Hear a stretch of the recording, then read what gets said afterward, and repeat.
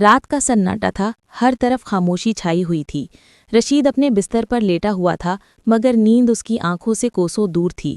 دل میں ایک عجیب سا خوف، ایک انجانا سا درد۔ وہ اپنی زندگی کے بارے میں سوچ رہا تھا، ان گناہوں کے بارے میں جنہیں وہ مذاق سمجھ کر کرتا رہا۔ وہ خود سے کہنے لگا، اگر آج موت آ گئی تو کیا میں تیار ہوں؟ کیا میرا رب مجھ سے راضی ہوگا؟ یہ سوچتے ہی اس کے دل پر ایک لرزہ طاری ہو گیا۔ اچانک اسے اپنے ماضی کے سارے مناظر یاد آنے لگے۔ وہ لمحے جب اس نے ماں کا دل دکھایا، جھوٹ بولے، دوسروں کا حق مارا اور نمازوں کو چھوڑ دیا۔ وہ سمجھتا رہا کہ وقت بہت ہے، مگر وقت کب رکتا ہے کسی کے لیے؟ اسی سوچ میں تھا کہ اچانک دروازے پر دستک ہوئی۔ ٹھک ٹھک ٹھک۔ رشید کا دل تیزی سے دھڑکنے لگا۔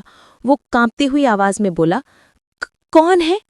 دروازے کے پار سے ایک گہری، سنجیدہ آواز آئی، میں وہ ہوں جس سے تم ساری زندگی بھاگتے رہے، میں موت ہوں۔ رشید کے ہاتھ پاؤں سن ہو گئے، آنکھوں سے آنسو بہنے لگے۔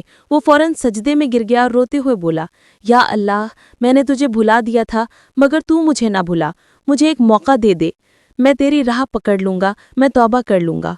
لیکن اس وقت توبہ کا دروازہ بند ہو چکا تھا۔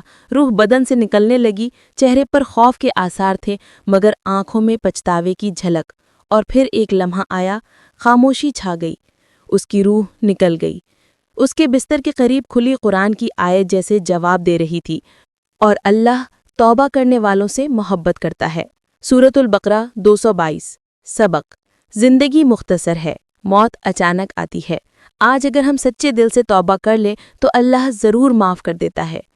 کل کا کوئی بھروسہ نہیں، شاید موقع نہ ملے۔